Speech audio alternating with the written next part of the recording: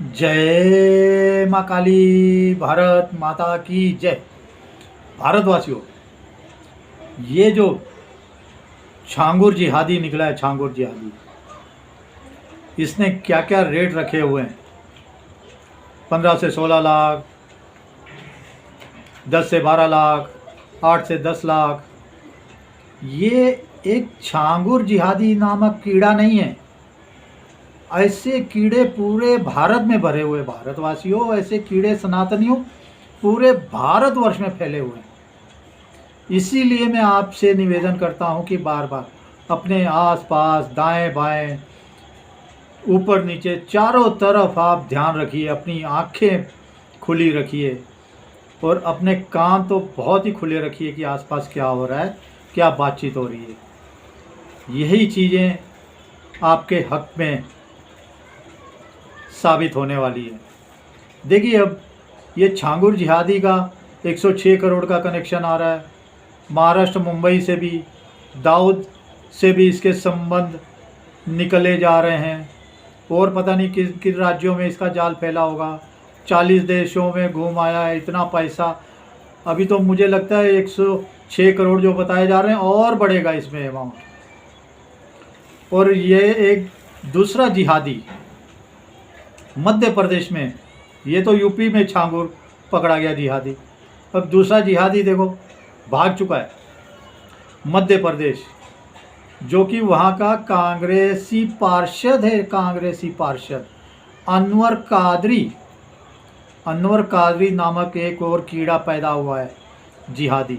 मैं कह रहा हूँ ना, ये भारतवर्ष में कीड़े भरे पड़े हैं। ये सब कांग्रेस की देन है, वामपंथियों की देन है। फिर से कह रहा हूँ, ये सब कांग्रेस वामपंथियों की देन है। देखिए, कांग्रेसी पार्षद है ये अनवर कादरी नामक कीड़ा जिहादी। अब बताया जा रहा है कि इसके ऊपर रासुका लगेगा, इसकी तलाश की जा रही है। ये भागा हुआ है, अब भागा के नहीं है पता नहीं, लेकिन इसने भी ऐसा जिहाद, लव जिहाद का रैकेट फैलाया हुआ है पूरे मध्य प्रदेश में, इंदौर में, पता नहीं कहाँ कहाँ फैलाया होगा। जो 2 पकड़े जा रहे हैं, टीवी पे आ रहे हैं, वो बोल रहे हैं 3-3 लाख रुपए हमको दिए थे। उसने कहा था ये हिंदू लड़कियों से शादी कराएंगे, ऐसा करो वैसा करो।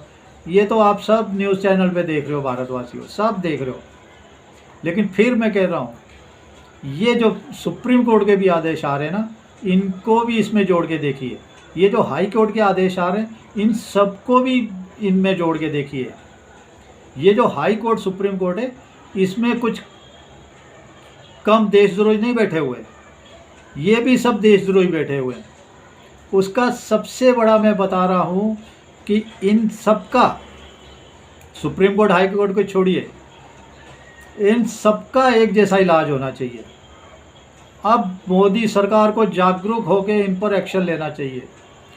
भारतवासियों देखिए, 22 अप्रैल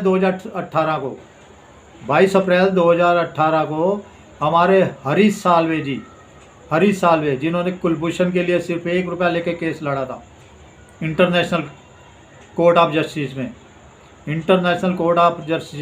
में, सिर्फ 1 रुपया लेके कुलभूषण यादव का जो फांसी के तख्ते से बचाया था, उन्होंने कहा था 22 अप्रैल 2018 को कि मैंने पहले ही कहा था 2014 में, जब मोदी जी की सरकार आई थी, नई बनी थी, तो कांग्रेस 44 सीटों लेके आ गई है, लेकिन ये कभी भी मोदी जी को, फिर से सुनिए, कभी भी मोदी जी को सुप्रीम कोर्ट के, हाई कोर्ट के थ्रू काम नहीं करने देगी। कौन कह रहे हैं? हरीश साल्वे जी बोले, मैंने 2014 में पहले ही कह दिया था कि 44 सीटों लाने के बाद भी कांग्रेस हाई कोर्ट और सुप्रीम कोर्ट, न्यायपालिका जी के जरिए उन्होंने वर्ड्स यूज़ किया, सुप्रीम कोर्ट हाई कोर्ट नहीं किया, न्यायपालिका के जरिए उन्होंने वर्ड यूज़ किया था कि कांग्रेस कभी भी मोदी सरकार को काम नहीं करने की देगी। तो ये आप क्या सोचते हो, मोदी सरकार को पता नहीं है? सब कुछ पता है भारतवासियों, लेकिन फिर पता नहीं का भाईचारा, हाई कोर्ट के वकीलों से जितने मर्जी देशद्रोही फैसले करे, जितने मर्जी सनातनियों को गाली दे, लेकिन मोदी जी तो जब जिहादियों से ही भाईचारा करने को तैयार है। अब सुनने में आ रहा है 2000 मुस्लिमों को यूपी में पंचायत चुनाव में वो टिकट दे रहे हैं। 2000 मुस्लिमों को यूपी में वो खड़ा कर रहे हैं पंचायत चुनावों में। ये इनका कभी मिटने वाला नहीं है।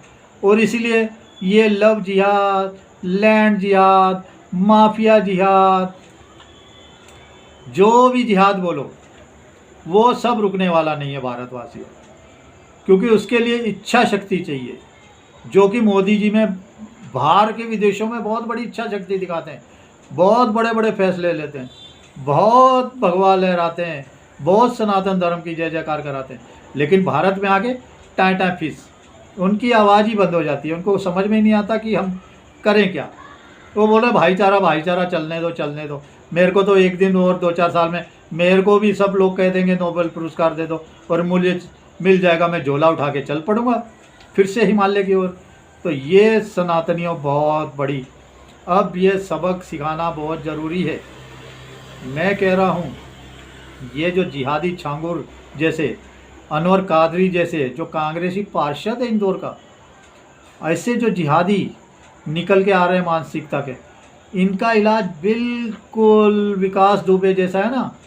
इनसे 15 दिन, महीना, 2 महीने, ज़्यादा नहीं सनातनियों, ज़्यादा नहीं, 15 दिन, महीना, 2 महीने इनसे गहरी पूछताछ करो, भयंकर पूछताछ करो।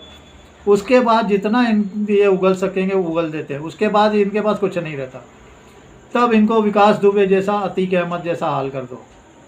अतीक अहमद जैसा, विकास दुबे की जैसे गाड़ी पलटी हुई थी, वैसे इनको ही पलटी कर दो इस धरती से। जैसे अतीक अहमद पलटी हो गया था, 3 फुट नीचे कब्र में दफन हो गया था, वैसे ही इनका इलाज है। ठा ठू ठा, उसके बिना ये मानने वाले नहीं।